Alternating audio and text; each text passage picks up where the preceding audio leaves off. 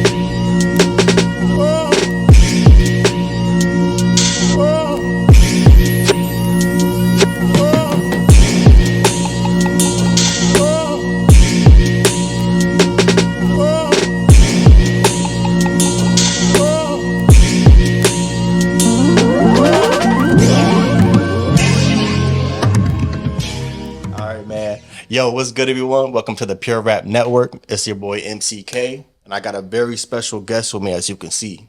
You know what I mean? And it ain't Chris Johnson, you know what I mean? Nah, man, we got Franky Treau. Yeah. Rap R&B artist from Nashville, Tennessee. Sure. He resides in San Diego. His new single, Forever, is out now. Yeah. And also, it's going to be in the description. His Instagram is in the description. His YouTube channel will be in the description. Man, just once you hear everything, you get through this interview, click. We do the job for you. It's easy. Just click. Yeah. All you got to do is click, bro. You know what I mean? Click. Yeah, you don't got to type it in, nothing. Just click, and it'll take you right to it, man. Easy. Don't be lazy. But without further ado, man, we got Franky Treau in the building. Let's get it, man. What do you do, my boy, man? Thank you for having me. Hell yeah, man. I appreciate you. First of all, taking the time out. For sure. I know we're talking off camera, and I always said on camera too, you know what I mean, to give people the their flowers and but like, yeah, when I saw your I took a break as well, started another podcast too, and also doing my thing with Pure Rap Network, album reviews and everything. But I really want to get back and doing interviews. I'm gonna kind of do it here and there, you know what I mean? I'm not gonna be at the same pace as last year and the year before, but when I saw your post when you were like, bookings, interviews, everything like that, I was like, divine timing. Yeah, no, for sure. So it was perfect, bro. And then as soon as I, reached out, just how quick, as soon as you just gave me the date, you're like, oh, the next week. I was down like a week ago, I think. Just like, all right, yeah, let's do it this way. So first off, I appreciate that. No. That means like a lot, No, for sure. I appreciate you, bro. Like I said, just I respect what you're doing. Like I know we talk about off camera, but we gonna say it on camera. Right. I love what you're doing. The craft is dope. Anything that when you are striving to do something, whether it's this avenue or another platform, right? Starting a new podcast, and I just rock with it. And I told you, like I said, like shit, last year I said let's lock in, but it really was divine timing because you was ready to get back into it as far as interviews go. And while I'm pushing the single, I've been on the road. I'm like, all right, I want to sit down and tell that story or just talk. I done from the shows to open mics to mic drops, South by Southwest. I did some interviews there, but I'm like, the single's out now. And Yeah. I'm ready to sit down, have a good time, talk about that, talk about whatever it is, open book type style. Hell yeah. I wouldn't have had it no other way than to pop on this shit first, bro. Hell yeah. For shit show. Hell yeah. Show. Let's go, man. Hell yeah. So first off, we start off with a rapid fire segment. Before we get into the initial interview, I know a lot of people end with icebreakers and stuff like that. We like to start off, you know. Okay. That way, it's a little psychology, you know what I mean, that I learned when I first started doing this. You know what I mean. I've told people this before, but it was more so like, and I'll tell you because we've already been chopping up before here. So, but it was always a thing. I felt like, before getting to the initial interview, people know what they're coming in here for, but it's also at the same time that when I ask questions that don't really have much to do with music or what you're doing, it's that like, it kind of gets you from being funny, introspective, whatever. It's like you get comfortable. Yeah, for sure. And then by the time you get into, you know, what you're doing, you're already like relaxed and shit, ready to go. You've already laughed and stuff like that. So I always looked at it that way. Okay.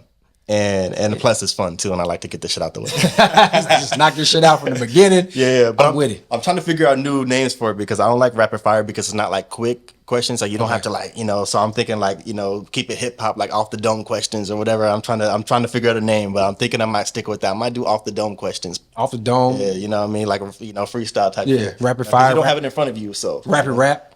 Rapid rap. So I'm just giving me ideas. I'm just saying, it's what we hear, right? Rapid. I like that. Yeah, I have to. You know, hey, I ain't give you no percentage though. You know. No, you have it, brother. I'm have you sign something real quick before you leave. Hey, on camera, he can have it. You know, this is just, you know, that was my bonus to say, hey man, thank you for letting me be on this platform. So all right, I'm gonna ask you these rapid rap questions. Okay, let's go. Fuck it, let's get it. We starting it today with you, bro. Let's get it. So one that I asked everybody, and this is a question that we've had in the beginning of last year. We finally got that one question for the podcast. Okay.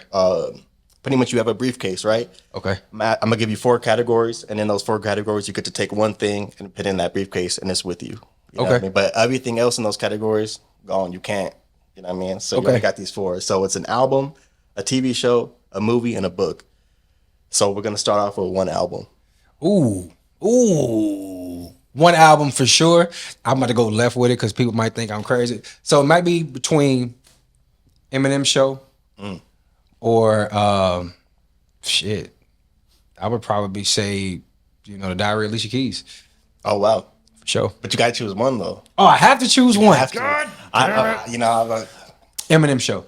Eminem show. Eminem show. That's interesting. I'm just curious, like, why that album? That was the first album that I bought that was explicit. Oh wow. I'm very vocal, so I hate. No. Let me rephrase it. I don't mind edited music. Yeah. But I hate when I know there's an explicit version. I hate hearing it edited. Oh, and I was like 11 when that shit came out, and I had some little money. I used to sell CDs in Nashville. Oh, okay. And my dad took me to the store, and I bought the Eminem show, and it was the explicit version. Oh, nice. But he had to obviously clear it because they like, hold on, this nigga definitely ain't fucking 18. So he let me buy it, and I used to play that shit. And this is back in when it was CDs and the booklet had the lyrics. Right. Yeah, Eminem show. Good times. Show. Good times. Yeah. That's dope. Eminem show. Show. That's a good one though. One TV show to take with me. yeah. Just kind of random, like how you Martin. got a TV show. Martin. We've gotten that. Martin for sure. Yeah. Martin. That's a classic. Fucking classic. Yeah. I mean, you got to think the younger generation will probably say something different. But Martin's a fucking classic. It's still reruns. It's still syndicated. It's still everywhere. That shit holding BET up. Nigga, by the motherfucking street. Pretty soon it's gonna be me. But I'm gonna leave. We leave that for later for sure. One movie. This is usually the one. Juice. Juice. Juice is my favorite movie. Hell yeah. Top 5. And one book. I'm gonna say King Magazine. That's not a book. I'm gonna say King Magazine. All right, but the thing is, you don't get the subscriptions and shit. You only got one. Like, you know what I mean? Like, I can't let it be that easy. All right, well, if I'm gonna go back, I'm just gonna stick to from the '90s theme, and I'm gonna go vintage Goosebumps. Okay. They used to have books back then where you used to be able to tell the story. So you would read the chapter, and it'd be like, if you want this to happen, turn the page, bloom. Oh, damn! I didn't know that. Because I used to be on Punishment of Lies as a kid. So I had the Goosebump books, and I used to be invested in them motherfuckers. So Goosebumps. And I'm not mad at that at all. Goosebumps. I'll be real. I know how to read, but I'm not a big book reader. I have now that I'm in my 30s, right? I've started to do more, but it's more from like affirmations, like really speaking life into existence. Yeah. But at the same time, I want to be be able to go back and be a kid at heart. So I would say Goosebumps. No, that's for sure. That's a great choice, especially if that's all you got. You know what I mean? Yeah. I want to laugh. I don't want to be like, I'm gonna get out of here. Like affirmations every day. Like I want to have some entertainment, right? Especially if you get to create your own, like story. Yeah, your imagination is gonna still be. You know what I mean? All right, so we got the Eminem show, Martin, Juice, and Goosebumps. Yep. You like that briefcase?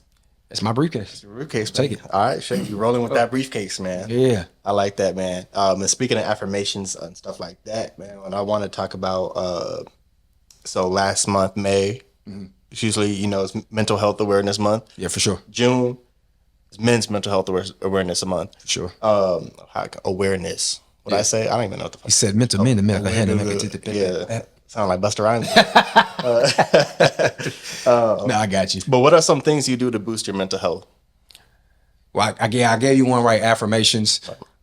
Really just reminding myself who I am. And I say that because as a man, they'll tell you all day is weak to to think about that from a mental standpoint. I have kids, I have a set of twins, and I have a daughter who's 4. Wow. So just them, and as a parent, we can be honest as a parent, you're not gonna have the best days with your kids. Your kids are gonna drive you crazy. They're gonna do things that upset you and things like that. But it's just simple things like before I left. Hey, give me hugs. Love y'all. See y'all in the morning. That type of stuff. That just keeps me sane. And it just keeps me grounded. But when I mean about reminding myself of who I am, sometimes it takes for you to stop. What's the word I'm looking for? Stop being humble about a lot of things. And when we think about just music and how music plays a part in your mental health, what if this is a form of therapy for me? Right. Or podcast is a form of therapy for you, or if you're an artist and you sculpture, you do paints, photographer, whatever it is, that's therapy for you. Remind yourself who the fuck you are. Like, man, I built this platform brick by brick, by myself type shit. Right. And that's just where I really ground myself mentally. But I'd be lying if I said that I still don't battle my own demons here and there. I might have to ride home in silence sometimes just because it's just a lot going on. But overall, I just really just lock in, just reminding myself who I am. Real, that's real, bro. For sure. And that's deep too, because I feel you on that. I think like we're all, especially with, there's so many distractions out there, comparisons, what they say, comparison is a thief of joy, like social media, et cetera, and I feel like, and depending on, upbringing as well, there's something that we talked about on the podcast before, and also my other podcast, we just got into this, but like, that's like a really big thing where it's like we don't. Sometimes you put that on other people, man. You see what other people can be, and you give them that battery. You know what I mean? Yeah. But it's like you gotta do that to yourself too. Yeah. You know what I mean? Yeah. And I feel you on that. Sometimes like you forget, nah, bro, I did this. You're a father. You're taking care of your kids. Right. You're doing your thing with your music. Sure. I could tell you're a good person. Sure. Like, and you gotta. But you also got to know that for your own self too. Yeah, and that's real. Like hearing you say that, that's real. And when you say something that really kind of like, when you think about the subject, you kind of heighten the subject because we spend so much time being advocates for everybody else that we forget about ourselves. Man.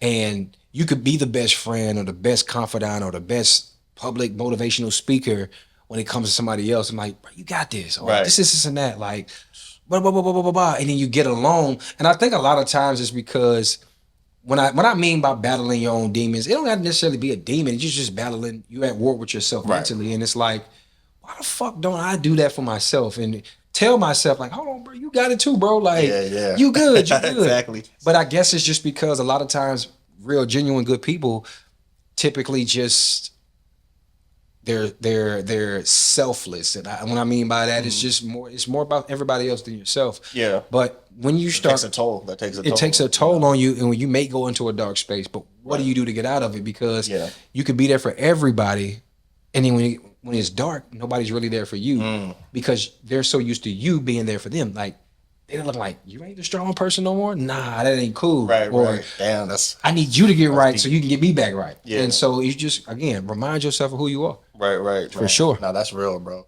And also you mentioned you have twins. I do. Who's the twin in your family like? That's a good question. 'Cause I know it's a generation. Man, they're fraternal, bro. So Oh, wow. I was out of town and my twin boy's mom was pregnant, right? She let me know she was pregnant. And then she was like, "Does twins run in your family?" And I'm like, "Not that I know of."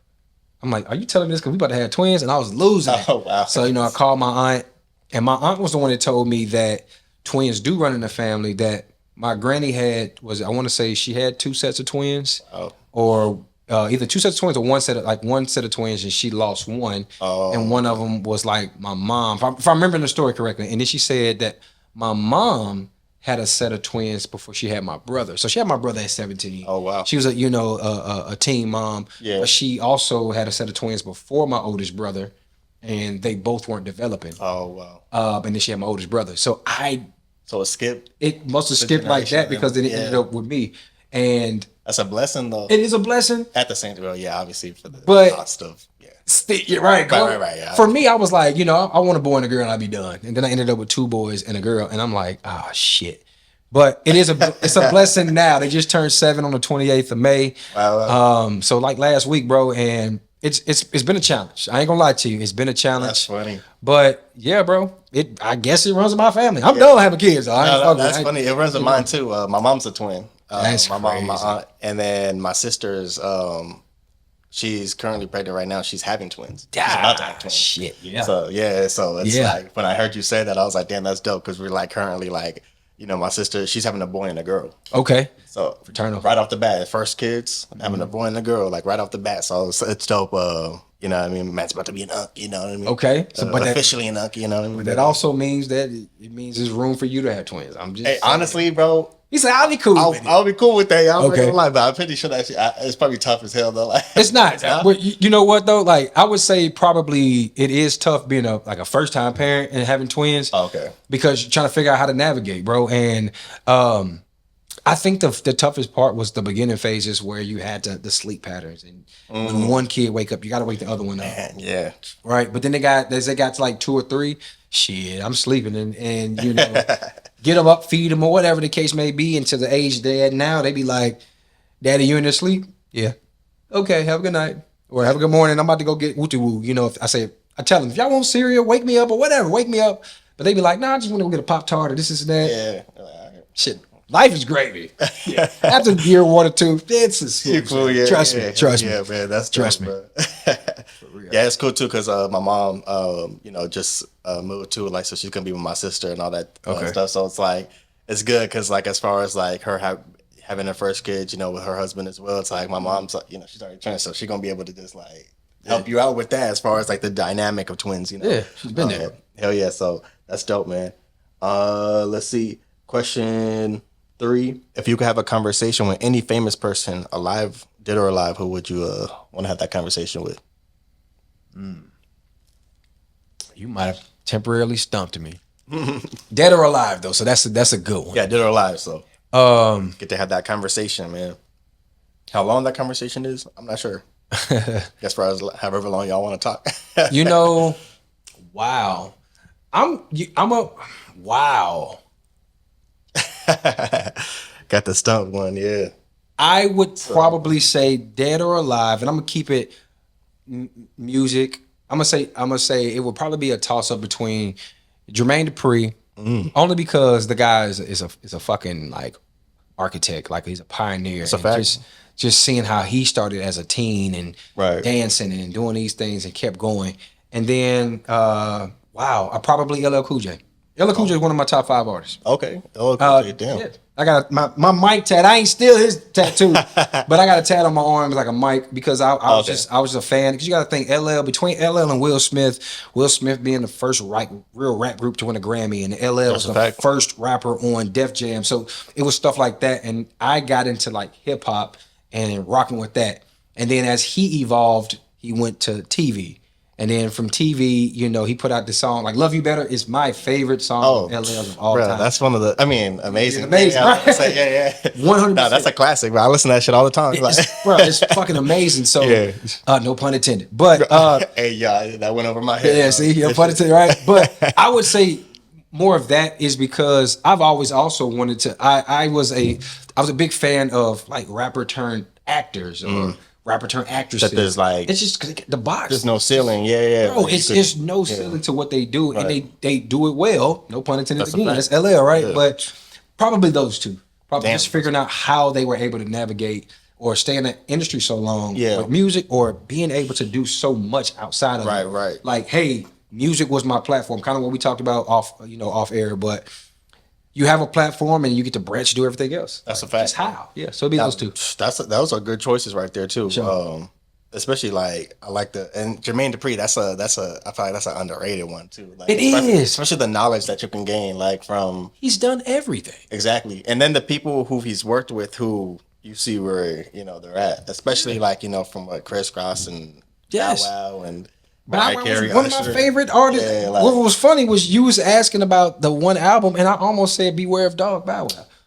And people don't think I'm crazy, but it's you're not, bro. That's how I grew up. I got the CD. I still got the CD. I got the "Beware of Dog" and Doggy Bag. I still got them. Bow Wow is one person who I like will be like, bro, like. Give that man his flowers, bro. You got to give that man his flowers. Yeah, I understand, like whatever antics and all that shit, like from like the social media stuff. Yeah, but it's like there's certain artists, bro, that it's like, are people like did you forget? You know what I mean? Did you forget? Did you forget that this is the man, Mr. 106? That's what I'm saying. Really started the screen tour. I think it's like now, like people like especially with the tours and all that stuff. Like people understand it now, but like there was a little era where I'm like, damn, like Mike, like did you roll bounce? Like even the movies. We just talking about. Did we forget? Did you forget? Like, he's only like what 30, like in his 30s and 39. shit. Yeah, that's what I'm saying. It's like, bro, he's already done. Yeah, did we forget like 5 lives and within 30 years already, bro? The man popped up. He started with Death Row.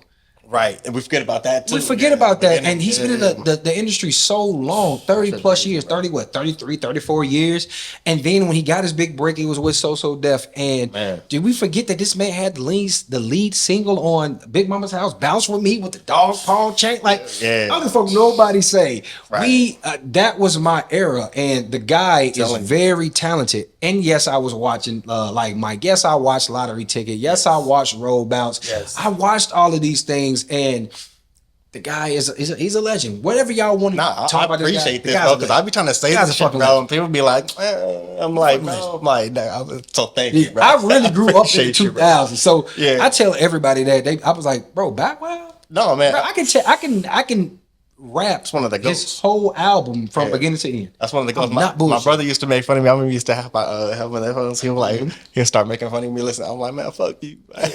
My brother was the same way because I used to play the Doggy Bag, and it was a skit on there. It's like Jiminy Cricket. This is man Bow Wow. He would laugh. I was just playing over and over. My brother like, bro, cut that shit the fuck off.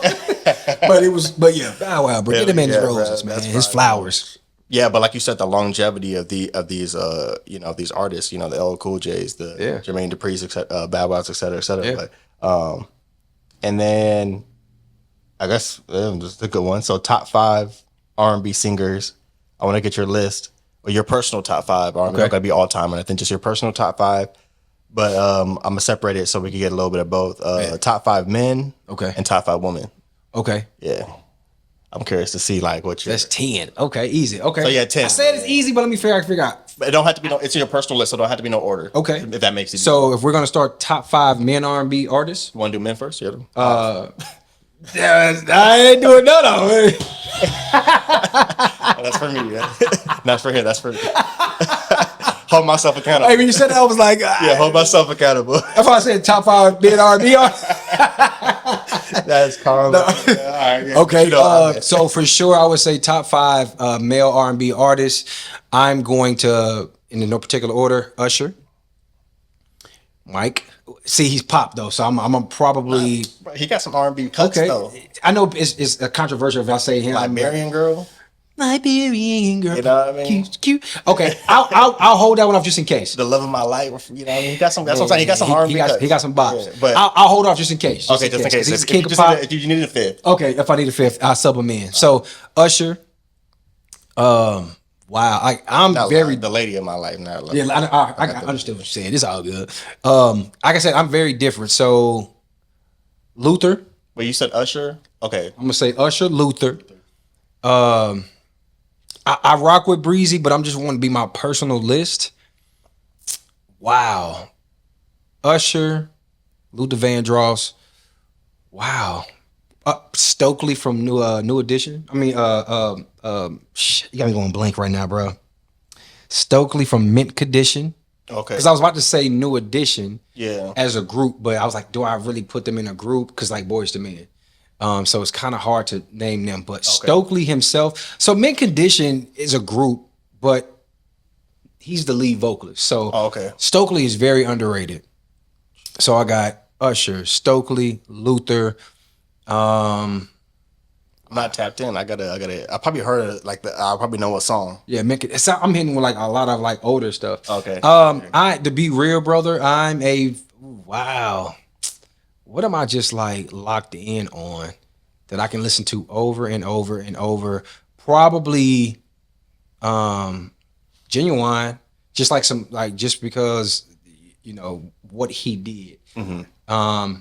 That's a good. I'm gonna give it to Breezy. I'm gonna give Breezy just because fifth spot. We gonna give him the fifth spot only because like you gotta think like a lot of stuff I listen to. I do listen to new stuff and like some older stuff, but Breezy's he's a beast. Man, he got tons of records, bro. He's a beast, man. Albums be long as hell. Yeah, but every song 47 songs and every song. And yeah, it's like he how on stage for 5 hours. So yeah, that's my top 5 right there. Top 5, that's dope, bro. That's a good list. So and then we got the woman list. That's probably easier for me. I feel like there's so many women. Alicia Keys. Alicia Keys is Brandy. Brandy's probably number 1. one of the best. I was gonna just say she's one of the best, but she's also in a sense of underrated. Probably the best when we talk about in terms of like runs when she sings. Mm-hmm. I've never heard anybody do a better run like in song. Man, I wouldn't even say underrated. I would definitely say underappreciated. Underappreciated. Yeah. You're absolutely right. People know, but like I don't think it says like it should be like put out there more. You know absolutely. What I mean? Yeah. So I would say Alicia, Brandy, who just be cutting up like. I am a big fan of Jasmine Sullivan. Fire. She is simply incredible. If I want to make sure I want to name like somebody new that will be in my top 5. I'm just really trying to get into a new bag. Kehlani is a beast. Yeah, and she's doing her thing too. Like Kehlani is a beast. She's incredible. What is that? 3? Is that 4? That's 4. That's 4. I probably would give my 5th Whitney Houston. Incredible. You say the best for last type shit. Incredible. Like vocal, incredible. Bro, that's like goosebumps. And I like go back to like old footage of. We're like in here. Yeah. You hear her, bro, and it's nobody like her. And you can hear older stuff and it's just chills. Right. For sure, chills. Yeah. For sure. Those are both good lists, bro. For real. Appreciate that, man. Thanks. And I like that it range from like it's like everything, you know what I mean? Yeah. You got some new, you got some old in there, you got some ones like that you might not even like. For me, I'm like when you said Stokely, like I'm gonna have to tap in myself, like in the boy's a beast. You know what I mean? So yeah, I was in high school. I'm showing my age. I graduated 2008, and they Mint Condition. I was 6th grade. Dang, he was 11, 12 probably, right? Yeah, somewhere around there. Yeah, 2008. I was 17. But Mint Condition had been around since the 90s. And 2008, they dropped a song called Nothing Left to Say. Okay. And I think that's where mentally I shifted. So I grew up in a musical family. So my mom played all the stuff. My mom was a singer. My mom's father, my granddad, I met him for the first time in 2012. He used to travel with Jimi Hendrix and all this stuff. Was really like it was really in the mix. In the mix. And my uncle, shout out to your grandpa, man, for sure, man. My uncle was a travel musician. He used to go on tour like Bone, and he's produced for a lot of, big artists or whatever. So anyway, there was a lot of old school in my house. Okay. But I'm from the South, so I'm all on Jeezy and Gucci and just all the real gritty shit. And it was something that changed me 2008 when I heard that, and I just turned into a partial old soul, even though I still listen to a lot of R&B. But that one, I was just like, oh, wow. Nothing Left to Say was different, and it was real deal. It felt like some older music. Yeah, Stokely is a beast. So I'm gonna beast tap in for sure. Sure. And I want to hear what you were like. You know what I mean? Yeah. That's the one thing about music too. It's like always, it's forever. You know. It's like, see what you did there. Yeah. It's forever. Like really timeless stuff where you could just tap in at any moment and like it's gonna feel like it's gonna feel the same. You know, it turns into somebody's everyone's first time listening to. You know what I mean? Or somebody's soundtrack to their life. Right. You can hear a song and it resonates with you so much that you're like, it makes you. If music can give you an emotion, that's what it's meant to do. Man, and that's why it's one of the universal languages, bro. It's like absolutely. You could hear a song that, BTS is so popular and motherfuckers don't speak Korean. Speak real. They be like, yeah. I'm like, that shit crazy. But it's like something in you like that's like you feel it's like you're feeling something, like if it's in there evoking emotion with their dance or whatever it is, or a certain song. I mean, you can look up the lyrics too in 2026, but like I wouldn't be able to read that. Same thing with Afro beats and stuff like that too. It's like it don't matter where you're at, but you can feel that emotion. You know what I know what it is though? Like there's really no secret sauce to it. It's the frequencies. That's a fact too. And I say that are powerful. The frequencies are powerful. When you find the right engineer that knows how to tap into the right frequencies, like there is legit frequencies out there, sound waves out there that you put it there, like it is intended for it to move certain feelings in your nerves and your brains. Frequencies be a motherfucker. So like Afro beats. So like when Water came out or when Tim's came out. Right. Wow. Yeah. And you're just locked in. Right. And it's like, damn, I don't even listen to Afro beats like that, but I'm locked in. Yeah, I fuck with Afro beats, and because of that, I do now, bro. No, them shits, bro. I'm telling you, bro. There's a lot of dope artists, bro. And I don't know a lot of them. And it's right? just a vibe, though. It's a vibe. Yeah, but it's a vibe. They've found that frequency, or just like reggae. We ever go vibe out in reggae, just make you like, I gotta be chill. If I smoke like reggae, it's the frequency is specific for that. Right. That's a fact. You find that right frequency, you gonna go. And then there's the other side where it could be all for the wrong reasons too. Like I remember I heard Kanye talk about it and stuff like that too. Like with certain frequencies that could like make you just like a purposefully done, like to keep it as a low vibration and stuff like that. It's true. Yeah, it should be deep. It's true, man. So hey, you can use things for good or you can use it for bad. So. Absolutely. Choose wisely. Right.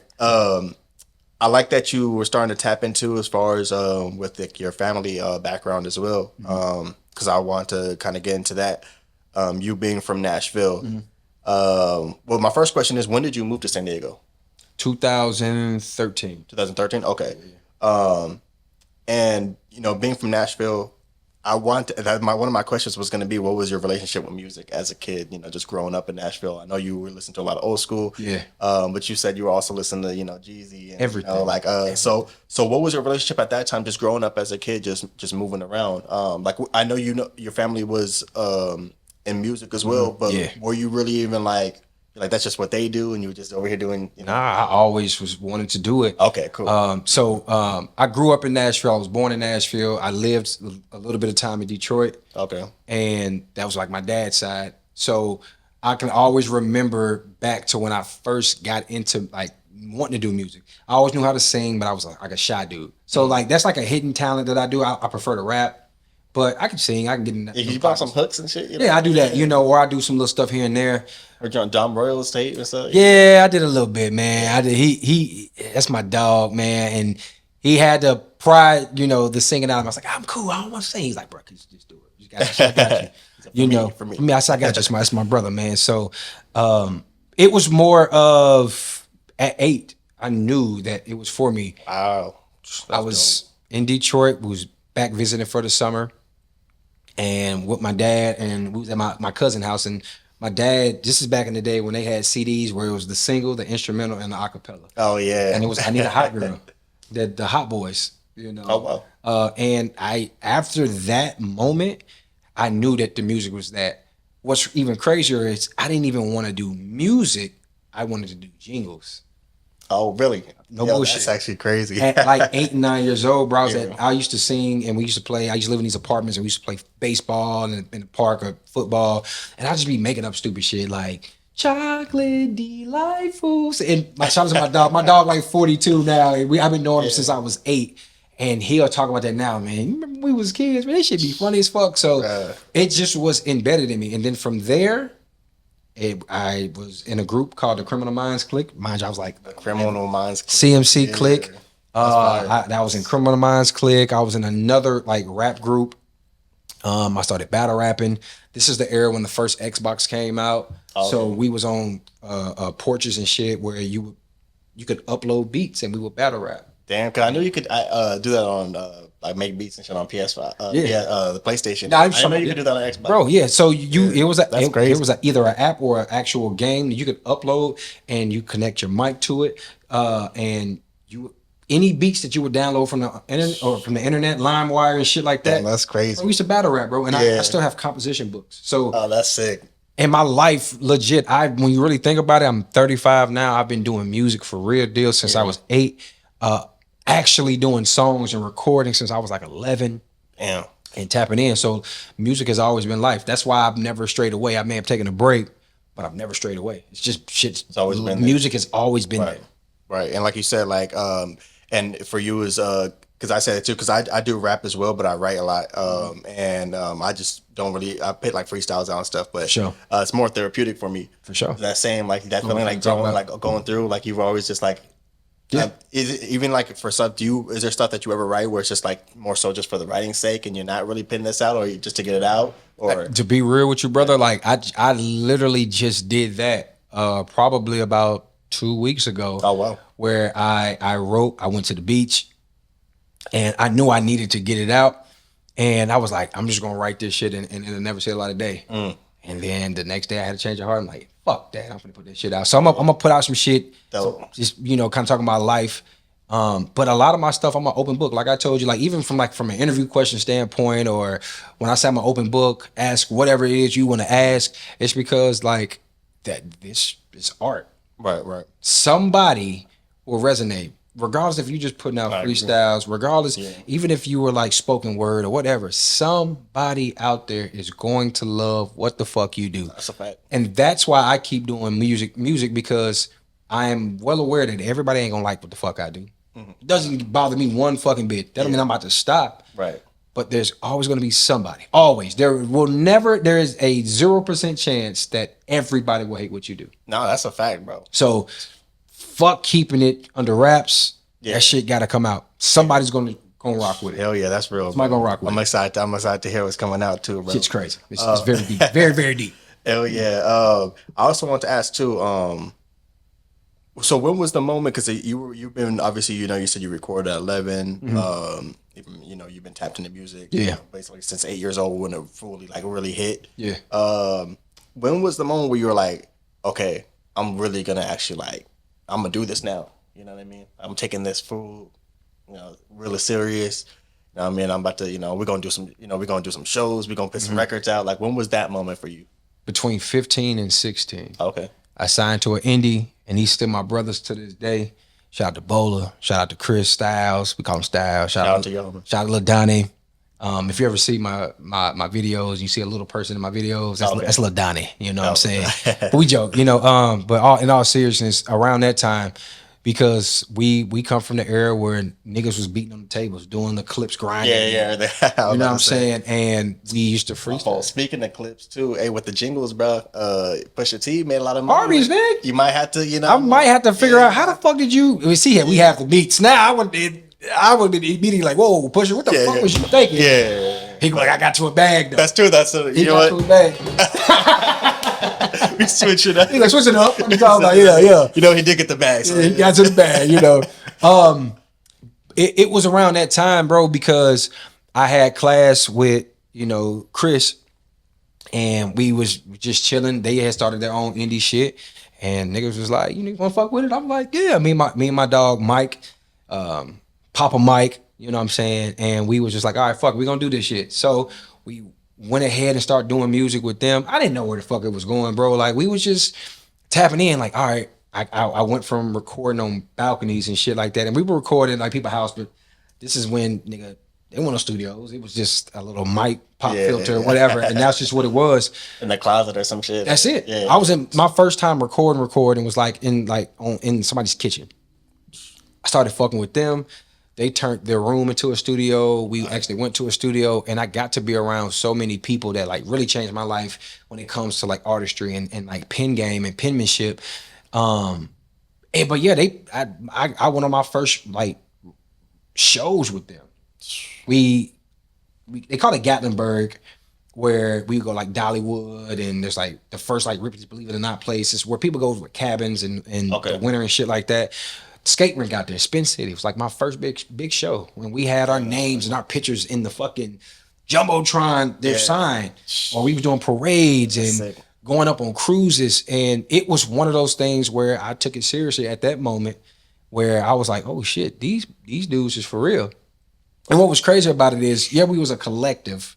Everybody was a solo artist, but we did all the music together. Yeah. And we would just travel and do different things. And what probably set it off for me was, I'd never forget, we had a meeting one time. We had just got paid for our first show, and we had a meeting because like, all right, the money's gonna get refunded back into whether it's getting copyrights or CDs, whatever. And my mom, I bring my mom around. I'm fucking 16. She's like, let me make sure everything's cool. Right. And my mom gets there, and mind you, these dudes I went to school with, got to meet them and stuff, and she pulls up to the house. She looks at my dude, Bola, his mom. They look at each other, and she was like, girl, did I know you? And we look at each other, what the fuck?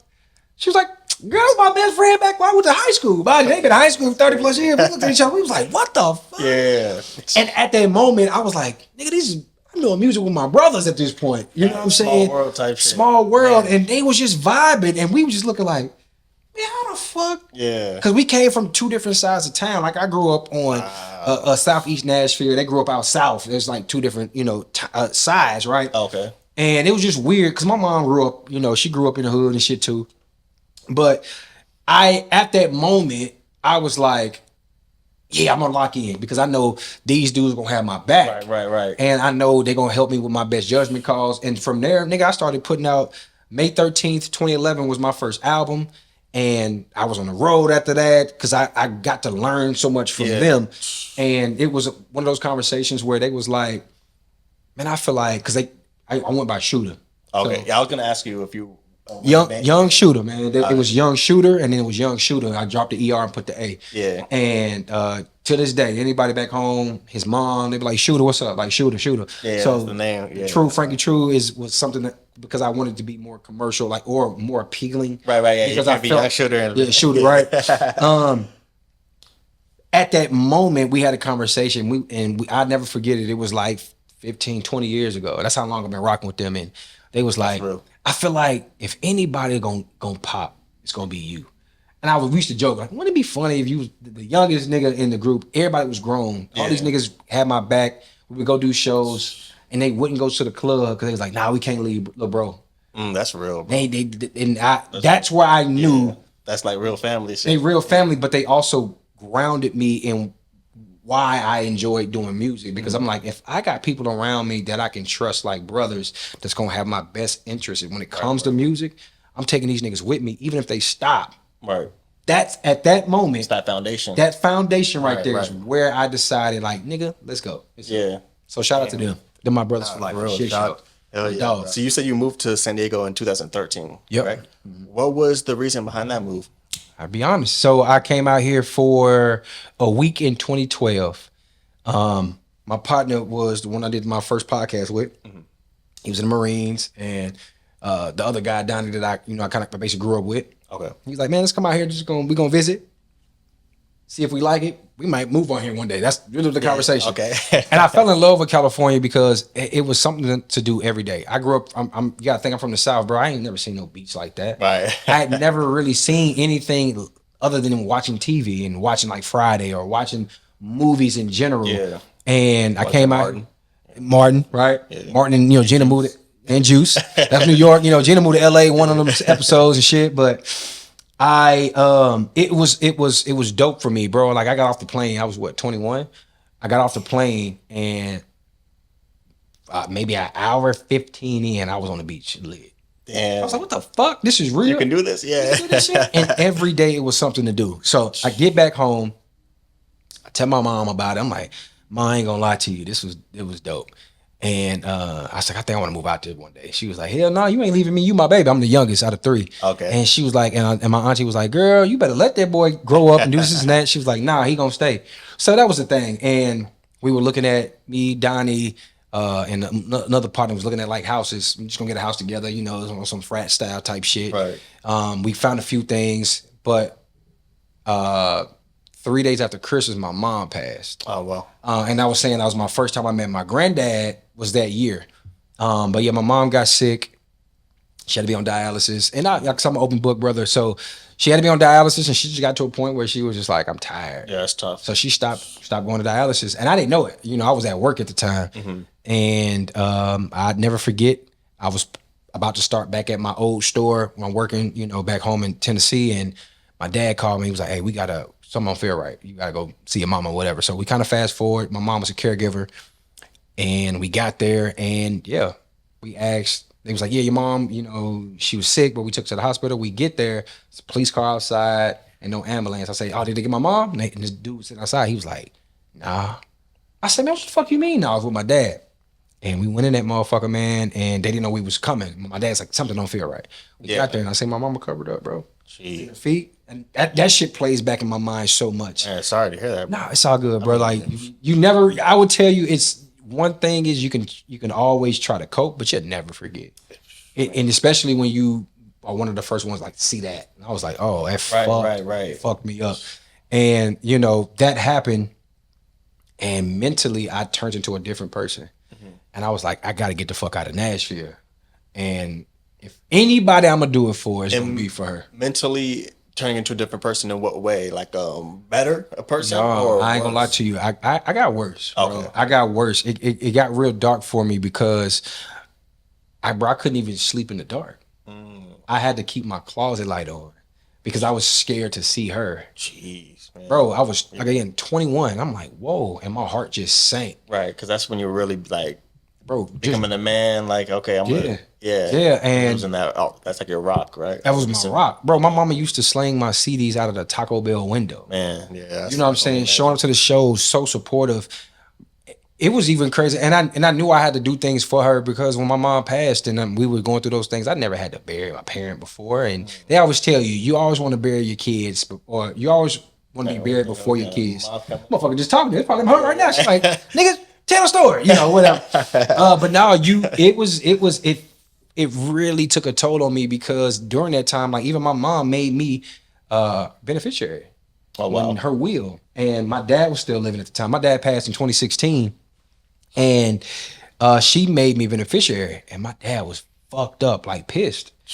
I didn't know that, but I make you think like, damn, my mom did that for a reason. So she trusted you, trusted me a lot. But I got so dark, bro. When I say I'm cool now, we joke, I play around, but I was so chill, so everything. To now, I don't have patience for a lot of things.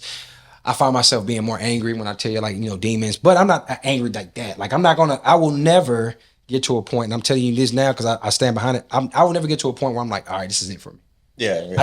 I don't see myself doing that because there's so much life to live for. Right. But you got kids of your own and stuff. Right. Yeah. But I have had those thoughts and I got dark. But it got worse for me. But it wasn't until I had my kids I got better. Okay. But long story long.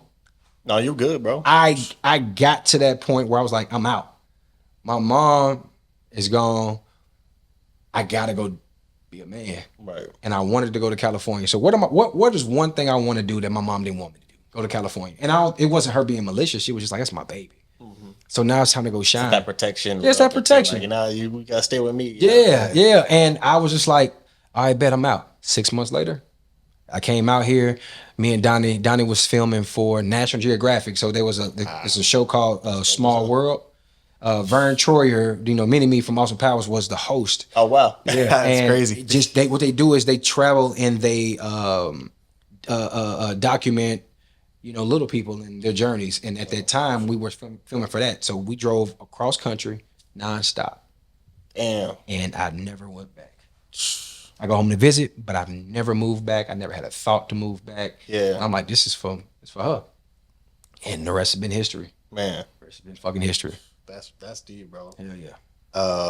Man, and I like hearing those stories too. Like, same thing. My sister, she lost her dad. I said it on the story and she already knows. But like, so we've had those conversations as well. Like when she was about 9 though. Wow. And the crazy thing about that is that was my stepdad. But that moment, because I was 15 at that time, same thing. He had cancer, lung cancer. But we had like the kind of like when you're in the house, we had the hospice style. Yeah. So, and that for me, that was the moment that my life changed. Yeah. But for the opposite, I was more of an angry kind of like child. My dad was in prison and stuff like that. So I was always just like, man, fuck this, blah, whatever. Still a good kid, but like I just had a lot of, but at that moment I knew it's like, damn, well, at least one day I'll be able to see my father.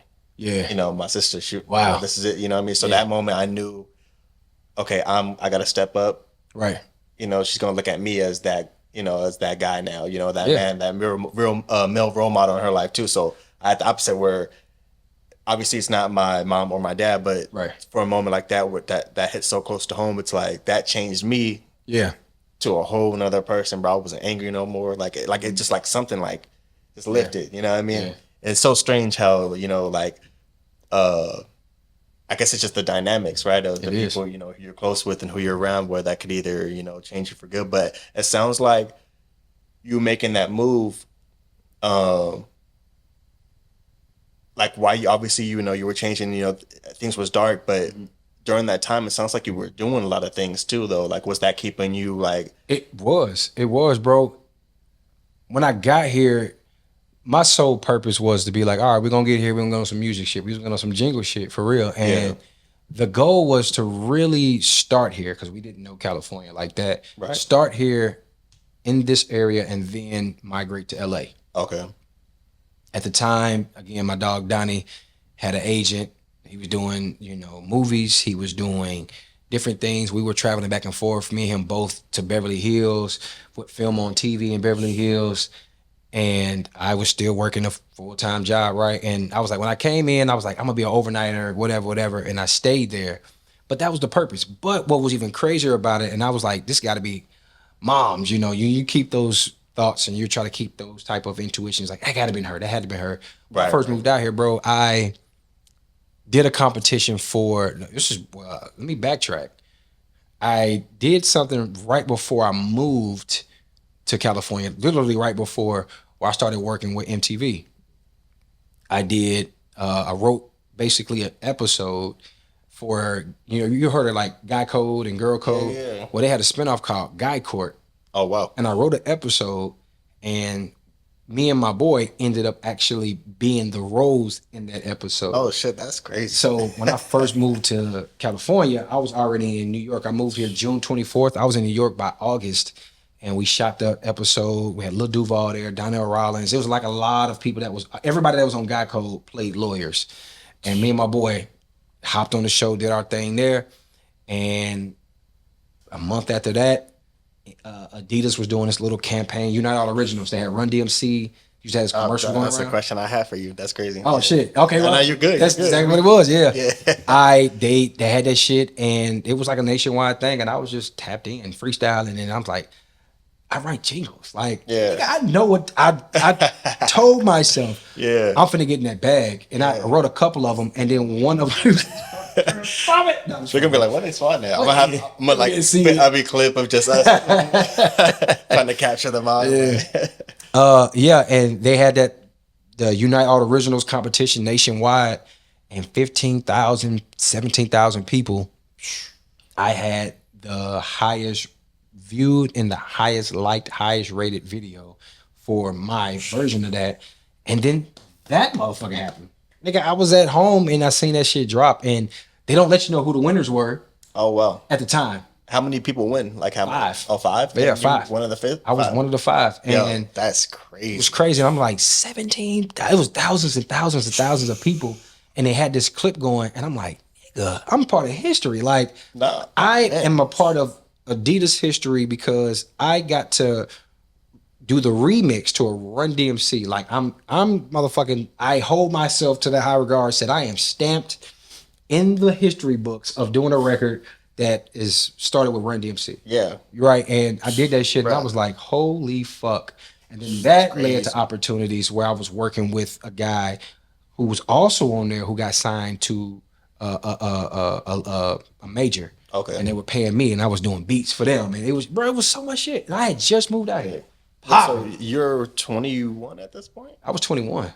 Bro, I'm not gonna lie, because I moved out here in 2013. I was 22. I was turning at this time I was just turning 23. Okay. Yeah. Because I'm like, when I skipped to kind of like San Diego, and then I was like, I'm like kind of in the perspective. I'm like, Dad, you done a lot of shit from from just that time, like up to 23. Like you done a lot of stuff, lot of shit, bro. A lot. And so I want to go back, because when we're going to San Diego, you were talking about doing a podcast. So were you doing, when we were talking off camera, you were doing radio and podcasting? Was that in Nashville still? No. Well, so we started. Okay. Originally, we started, and this is, bro.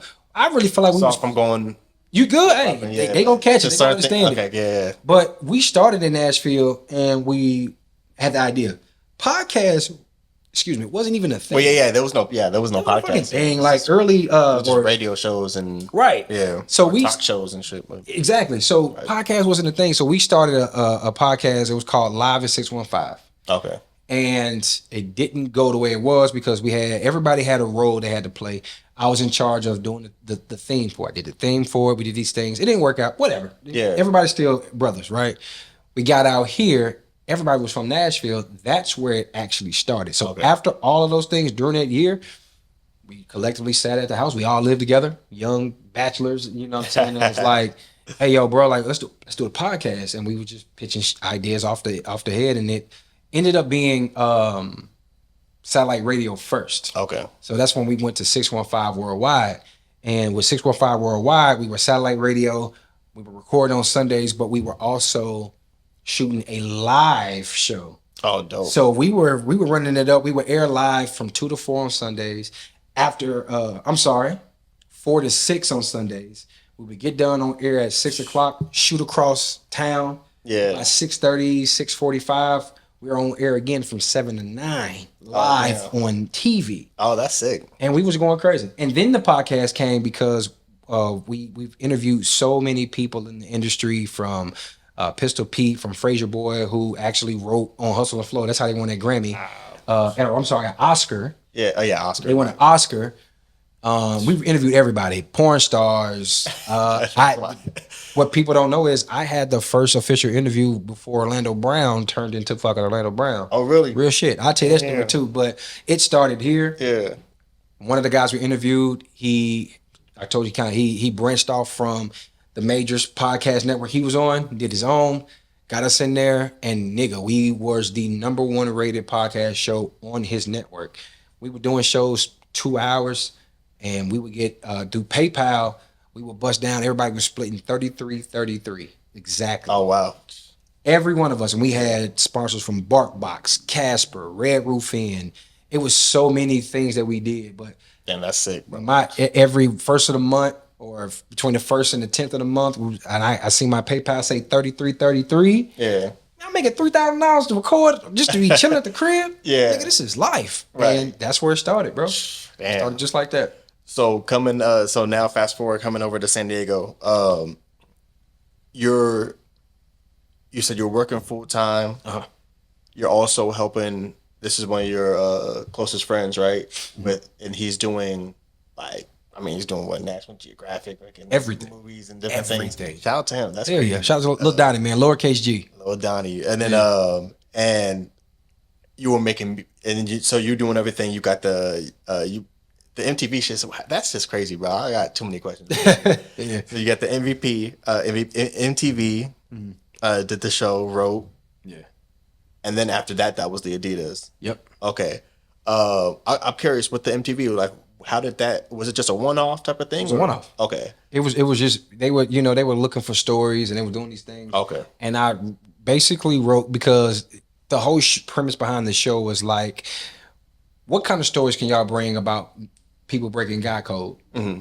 or somebody breaking girl code or whatever. And I was like, man, you know, my homie be riding around listening to Beyonce when in a car full of niggas, you know, stuff like that. I said, that's guy code. You be playing no bullshit like that. Right. And, you know, I submitted, hey, this is the story. They hit me and was like, we like that. Yeah. Oh, so cool. Were they pitting out something? Like they were a search, and you had to just submit your. Yeah, they were wanting ideas to pitch for like different segments, like for a casting kind of thing. Like, oh, submit your. It was definitely like we just want ideas. Okay, we wanted ideas. Dope. I'm like, I'm good with those type of things, bro. Yeah. I'm just like, y'all should do what about this? Yeah. I was like, come on. Anybody be like, yeah, you don't play no R&B around with the homies when you pregame and whatever. Right. You know, when you pregame and you turn it up, it's all, whether you listen to rock or pop, whatever it is, it's all like heavy metal. We going out. Yeah. You ain't playing Single Ladies by Beyonce with a bunch of niggas. Like, oh, hold on, brother. You tripping. That's a fact, bro. That's hilarious. But that's what it was. And when they hit me, they was interested in the story. Cool, y'all can have it. What y'all want to do? Would you be interested in actually coming on the show and being in it? I was like, oh shit. Yeah. Man, hell yeah, I would do that shit. So they was like, all right, we need this and that. So we put it all together. Evidence, you know, I created evidence. I did a whole bunch of stuff, bro. Yeah. And I probably 2 months later, not even a month, 2 months later, the casting director hit me up, which we still good friends to this day. You know, we talk from socials from time to time. They brought us out there for 2 days and we stayed in Manhattan and we shot, bro. And what was so surreal about that is we walked around New York, and 13 years later, I'm back out there, you know, a couple weeks ago for the same reason, for entertainment. And we got out there and we got to meet so many people. And there was other people actually on the show, but like, I grew up watching Donnell Rollins on the Chappelle show, and he was the judge. And I grew up watching Lil Duval, and Lil Duval was his lawyer. I had a guy named Dan Soder. Okay. But I grew up watching these people, and I'm like, this is crazy. For us to do that, then we had to leave and go get into the Sprinter because we get on our plane, and these little legit motherfuckers lined up outside because they're in the set, or they're in the audience. Okay. These motherfuckers want autographs. Like, y'all on the show? Like, yeah. Can we get autographs? We taking pictures and shit. It was like, this is crazy. And my life was like, oh, I was meant to be in California. Yeah. That's sick, bro. For sure. That's fine. So why was it a one-off though? Like, was there never like a talks of after, or was it just because the season stopped after the first season? Oh, okay. So they only did one season, and that's pretty much, I guess, how networks go. Like sometimes you try it out, and if it's a flop, it's kind of hard to say if it was a flop because I enjoyed it, but I don't know how ratings and stuff. I don't know how to ratings how that works. And this was actually for MTV too. Oh, okay. So it could have been time placement. It could be anything because you got to think MTV obviously is the mother or the hub, and then you have your brother or sister companies like MTV2. Yeah. So it was shown on MTV2. Hey, MTV2 used to be lit back in the day. Lit, bro. Lit. Wow, and I was on that shit back then. Everything, bro. Like, everything. Yeah. But MTV kind of was the international start for like what you call it, like Room Raiders, or it was Real, The Challenge. Like, it was the hub for there, or the original Guy Code, Jackass. Yeah. Then they aired them on the other channels. So that makes sense. MTV2 was the pilot for Guy Court. Okay. Guy Code, Girl Code was premiering on everything. Yeah. Robin Big was MTV before it was MTV2, and it was everything. So maybe it was just the ratings and it didn't do well. Makes sense. But I've been tapped in with them. They to this day, man, like it's the company, they'll reach out.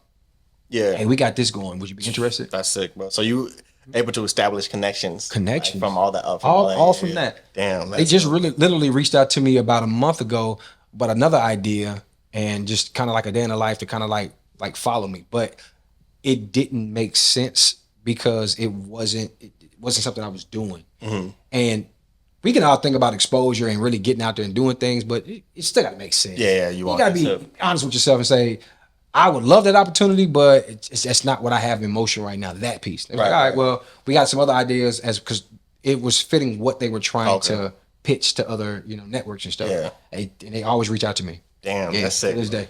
That's dope to be able to have those connections. Like, I love that shit. To this day. Love that shit. So after Adidas, man, what did you do, like, as far as like at that moment, as far as with music and stuff like that? Did that kind of help like prepare you up a little bit more? You're like, okay, like I got a little boost from this, you know what I mean? I'm gonna say no, and the only reason why I say no is because then I got heavy into the podcast. Okay. and podcasts consume much of our time because we were getting paid and we were doing sneaker conventions in LA and we were going here and we were literally interviewing. We letterheads where we were sending out interview packets doing this and really going up to the hills and parties with porn stars. Like it was really that type shit. Damn. So I was going crazy. Nigga, we was going crazy. So music really, I kind of put it temporarily on the back burner. Okay. That makes sense. At that time, only because we were just doing so much. I put out an album. It was called Dead the Competition, and I put that out in 2014. Okay. A year after, even after Adidas. Shit went crazy. Get my first headline show back home, and that shit was cool.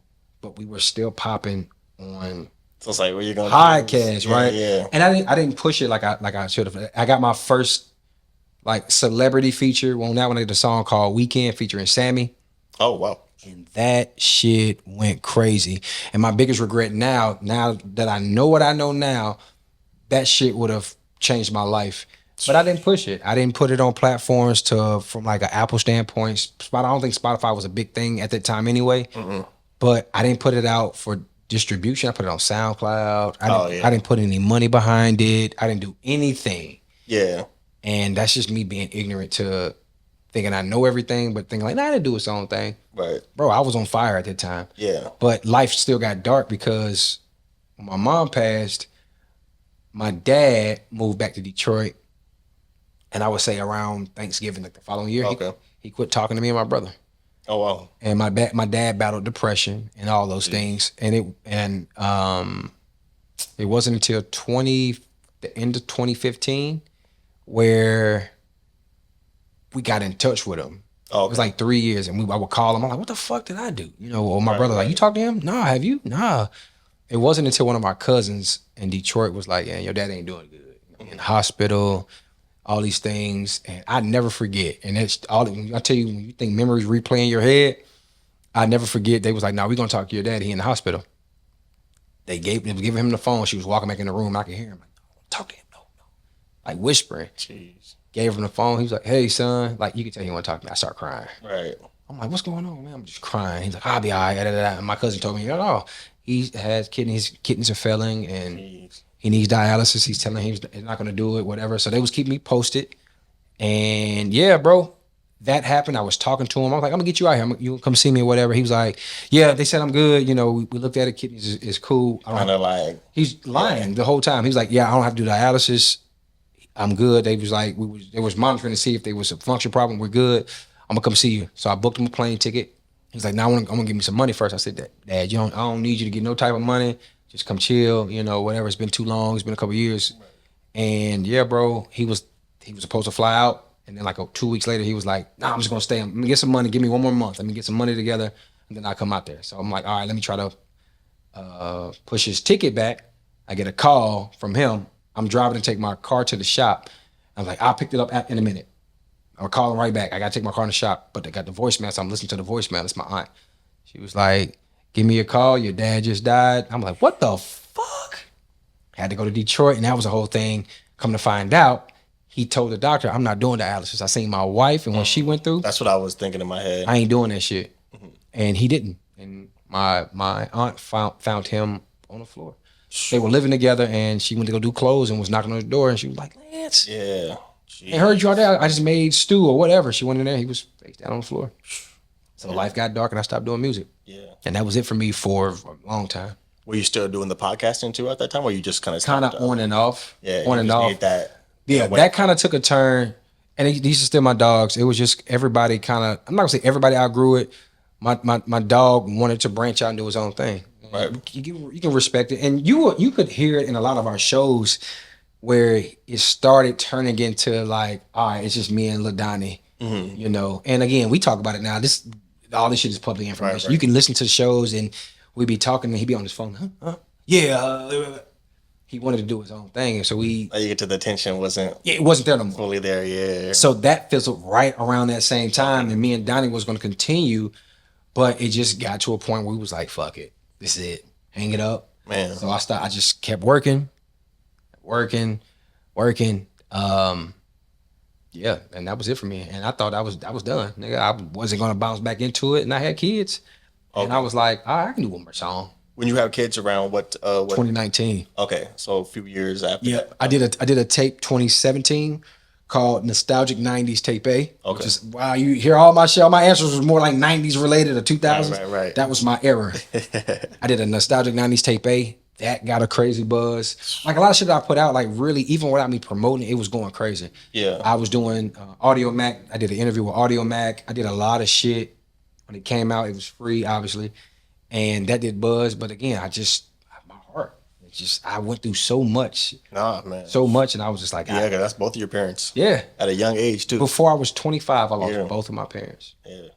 Hurtful, nigga. Like, it was hurtful. I can't even imagine, bro. You know, so I just went to a dark space.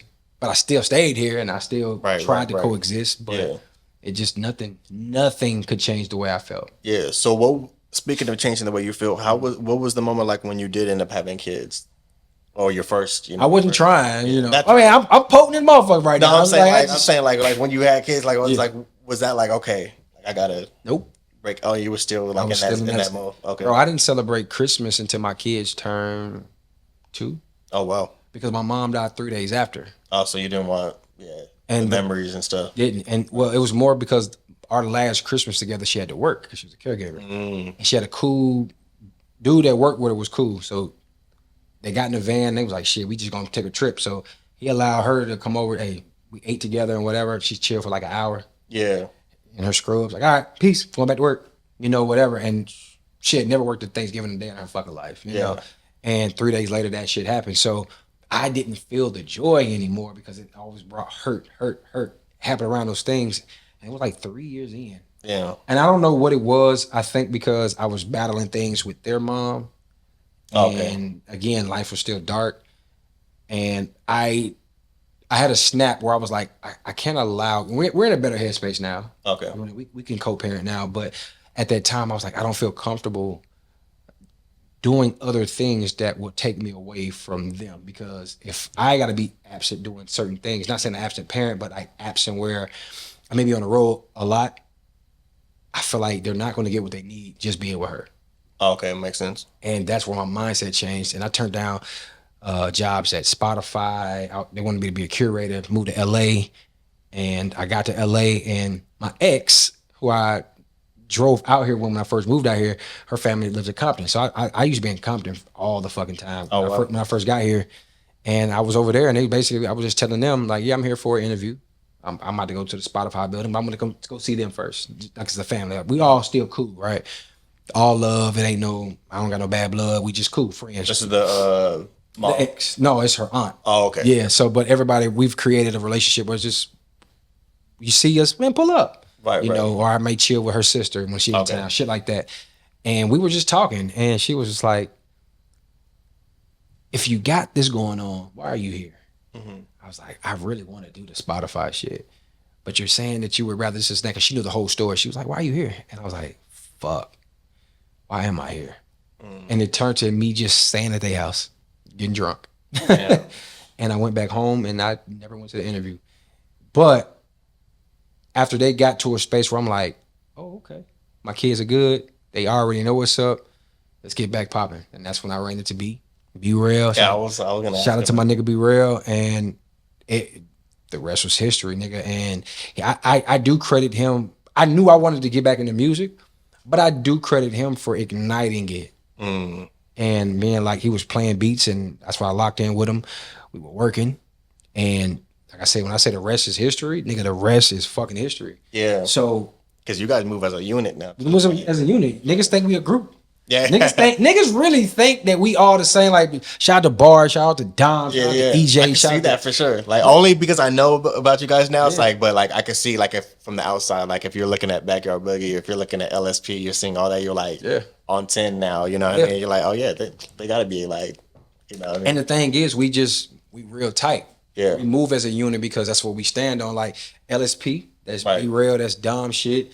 You got Mob, that's Barry shit. I'm We Up. Okay. Right. I started my own. I got Silo Key Publishing. I got We Up Music Group, all LLCs, all publishing. I got all this shit that I've been running. We Up. I used to be signed to Dogface Entertainment. So it's just shit like that. But we move as a unit. And niggas really be like, damn, y'all niggas stay on the road, nigga, because it's this ambition. Right. And it's been up ever since. Nigga. I ain't turned down yet. Yeah. Nah, yet. That's just fire, bro. Like, crazy. It's crazy, no, but that's the one thing I love about the interviews on this podcast, because like I was telling you off camera, like it's literally what I just love hearing is just the journeys, because one, it's just everyone has their own story, everyone has their journey that they go through, but one thing that we all share that common experience, something we can relate to, right? We can all relate to, man. But then people hearing this, that might be, if it's music, movies, or whatever they're passionate about, it could be just their job right now, whatever they're doing. Hearing your story right now and be like, man, he's been through this, that, man, I'm going through something similar, I'm going through that, but he's still going after it though. Right. Like, even if I am in this place right now, like, he still went after it, like, he didn't give up on it. One kudos to you for that. It's also dope for the viewer to be able to experience or hear that, what I mean? Like you said, even if it's just that one person that's hearing your story right now, I'm gonna be like, even myself included, like, hearing that story and being inspired by it, what I mean? And appreciate you for even being vulnerable and putting your life on display for everyone as well. Bro, I put that shit in my music. You know what I'm saying? So everything that I'm telling you, it's in my music. Mm-hmm. People already hear it, bro. It's when you think about what you are doing and why you're here, you have a purpose, right? That's a fact. Put that shit out. You know how many times I've done shows where when I put out Dead to Competition, or I put out Journey, like the actual album Journey. So it's funny when we kind of talking about this, and my first song on there is called Departures and Arrivals. That's a very deep track, bro. How many people come up to me and been like, yo, nigga, that shit hit. Right. I lost my mom to this. Like, my mom had breast cancer. She survived it, right? But people hear the message and be like, that's crazy. I couldn't tell you a time I performed that I didn't shed a tear. It's that serious. So I say that to tell you, don't stop doing whatever the passion may be. If these are hobbies, I love it for you. Yeah. If it's a passion, what does it take for you to continue to elevate? I did a story, yesterday? I was charging my car yesterday, day before yesterday. I'm like, ain't no fucking plan B. It's either plan A or plan A. It's plan A or plan A. There's no plan B here. Yeah. Because what are you doing it for? What are you doing it for? That's a fact. Why do you need a backup plan? We understand life happens. I got to take care of family. Right. You got to take care of personal needs. That's why I'm keeping this. Like I said, this is my baby. I'm not. Yeah. You know what I mean? You don't know. Yeah. You've encountered so many people, heard so many stories, been inspired. People's been inspired by you. Why stop? Right. 100%. Nigga, like, foot on the gas. Yeah. Don't let up. Facts. And again, bro, you have a passion or you have a story that you can tell somebody. It just takes the right person. And that's the thing you have to remember. Remind yourself of who the fuck you are. Yeah. Because all it takes is the right person to get a hold to this show, or the right person to get a hold to your message and be like, I fuck with you, what you doing. You want to come do that here? Let's get it. Right. And it's up, nigga. So plan A or plan B. Plan A or plan A. It ain't no plan B. Nah, that's real, bro. I appreciate that too. Hell yeah. Let's see, man. We got. I think I got a couple more. For sure. I want to ask. Yeah, because we covered, especially because we got into a lot of questions I already had too, which I'm happy about. Sure. And that's the thing. We interview, but y'all know me. I like the conversation. Shit, organic, bro. Like, this is cool. Like, appreciate you. Whatever you got, I'm rolling. But I have one specific question that I want to ask, and it's something, especially because did you watch the Michael biopic? You fucking right. Okay, right. So, who didn't? Numbers is going up. That's the GOAT. So I want to ask, do you think there will ever be someone on Michael Jackson's level of fame again? I'm sorry. Well, my second question was going to say, or do we already have someone like that now? But no. Yeah. No. I agree. Chris Brown is the closest. Now, when you want to talk on paper, Drake. For sure. On paper, Drake. Because you think about Billboard, like, numbers don't lie. Right. We understand that Drake is who he is. He is respectfully a GOAT in his own right. This is motherfucking wheelchair Jimmy from Degrassi. You got to remember, this guy is phenomenal. That's a fact, though. It's facts. So you can't dispute that. You can't. So you can't argue. Numbers don't lie. So Chris Brown is arguably right there. Yeah. Niggas will say no. A performance, too. Yeah. Perform out fucking standing. Yeah. But when you really think about, and it ain't no shade because they're fucking amazing. The reason why I personally say no is because you got to really think about the impact. This is the same guy that get on stage and was standing there for 5 minutes and look around. And before this. Before that, motherfuckers is fainting. Man. He just stands there and it is pandemonium in whatever stadium, because you know this motherfucker's in an arena. Aura. What the kids That's called aura for sure. That was aura before aura was aura. He has had the best aura when it comes to a performance. Again, like I said, I've never met anybody that could just stand there and people go crazy. Bro. Motherfucker ain't even said hello. None of that shit. This nigga just looking around like insane, bro. Men and women too. Yeah. Like, bro's just fainting, man. there will never be another. And if it is, hats off to you because you put in the work. Now, you kind of mentioned BTS.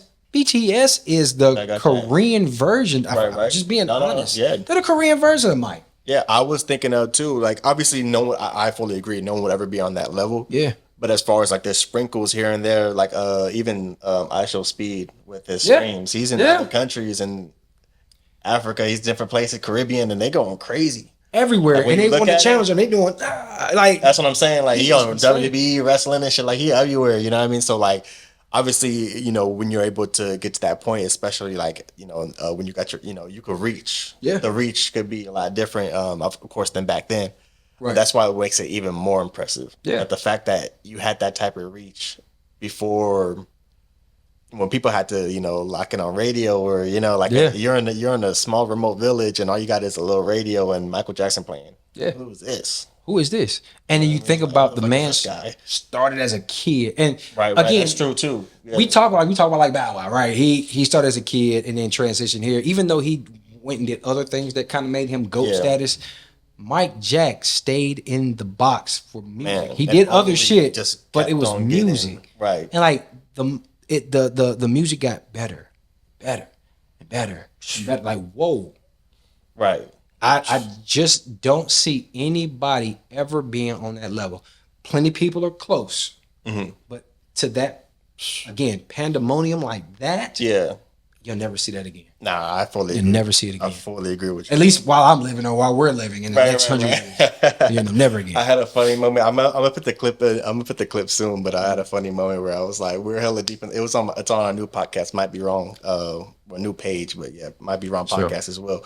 But I was like, we're hella deep in the conversation, like, you know, just hella passionate about it. And I was like, look, there's Jesus, then there's Michael Jackson. Like, we all just start cracking up. That shit was comedy. Right? Yeah, absolutely right. And then everyone else is dead.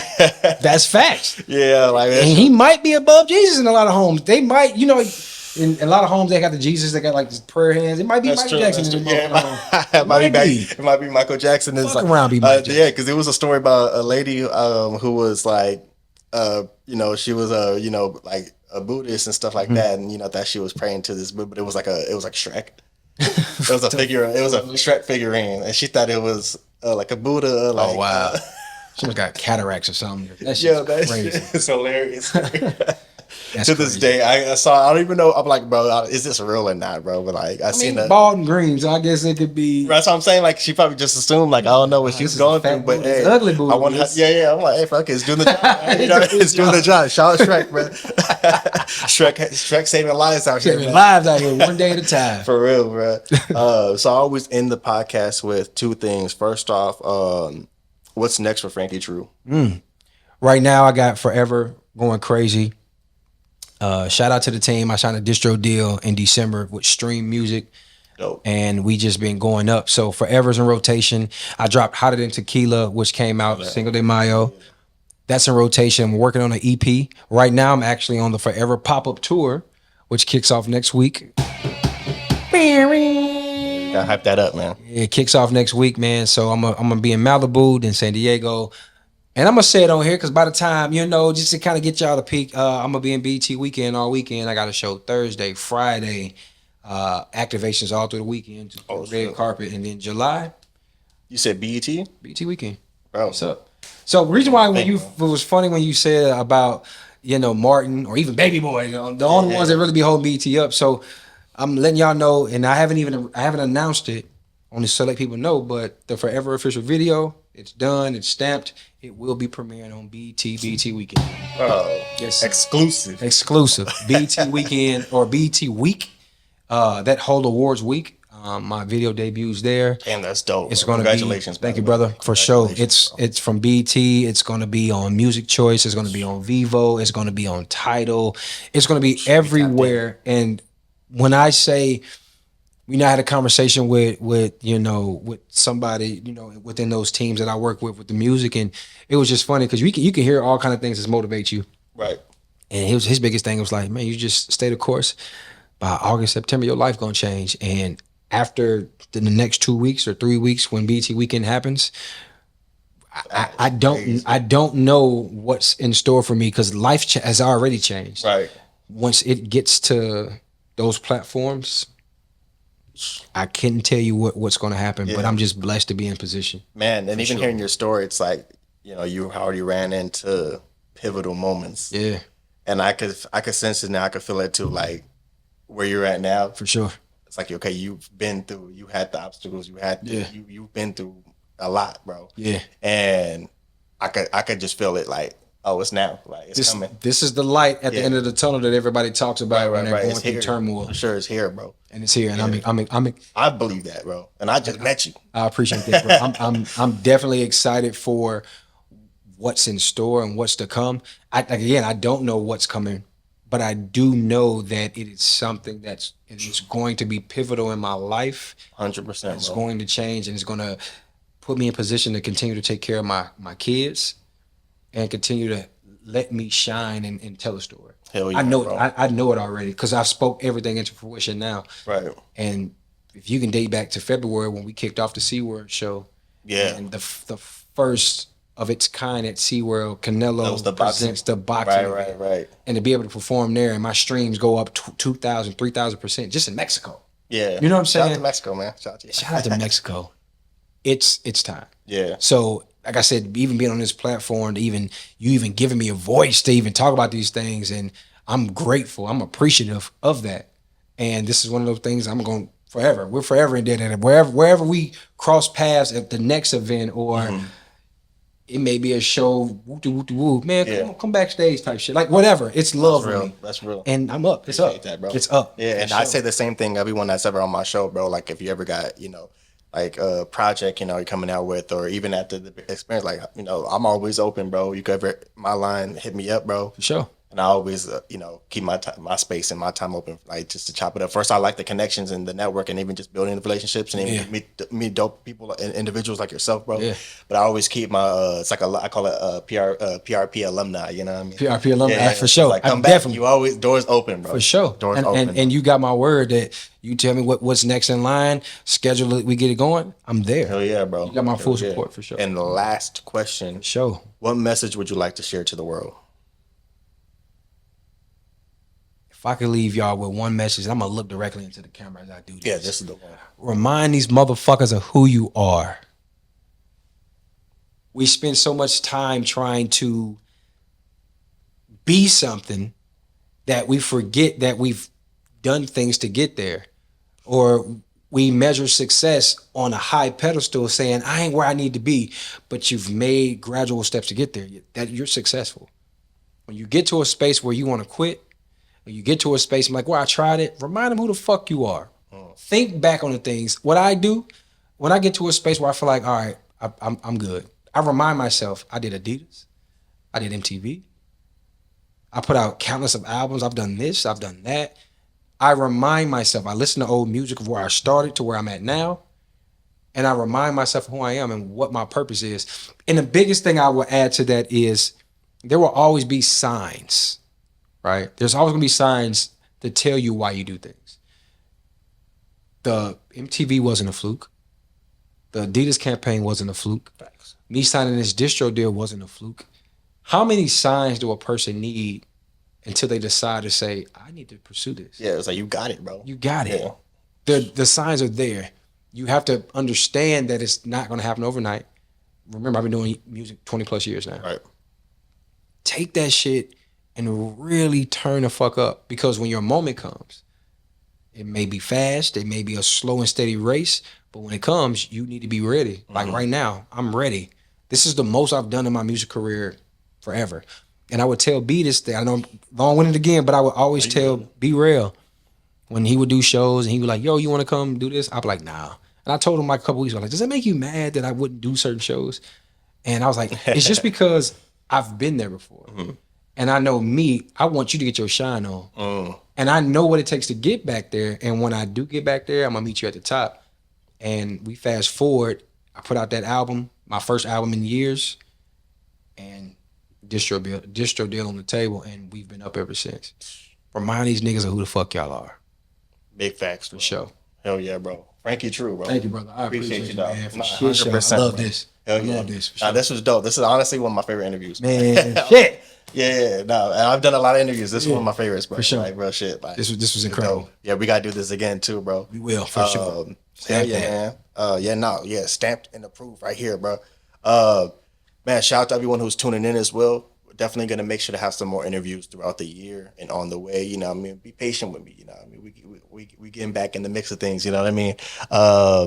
Don't forget to like, comment, share, subscribe. Franky Treau. Everything's gonna be in the description. Certainly. You know what I mean? So make sure you click on that. Go check out my new podcast. You know what I mean? You'll see it on here. Might be wrong. Go check that out. We're gonna be having a lot more content. We're gonna be hitting the streets and doing all that stuff as well, man. So look forward to that. Goddamn. He's like, boom. Yeah, for real. No. Look out for that. For sure. And yeah, man, I appreciate you for taking the time. Absolutely. You know what I mean? Most importantly, you know, my pleasure. That's always the biggest thing for me, bro. Like you taking the time out, bro. That means a lot to me. For sure. Likewise. Oh yeah, bro. And yeah, man. Shout out to y'all. Pure Rap Network. We out of here, bro. True. Yes, sir. Yeah.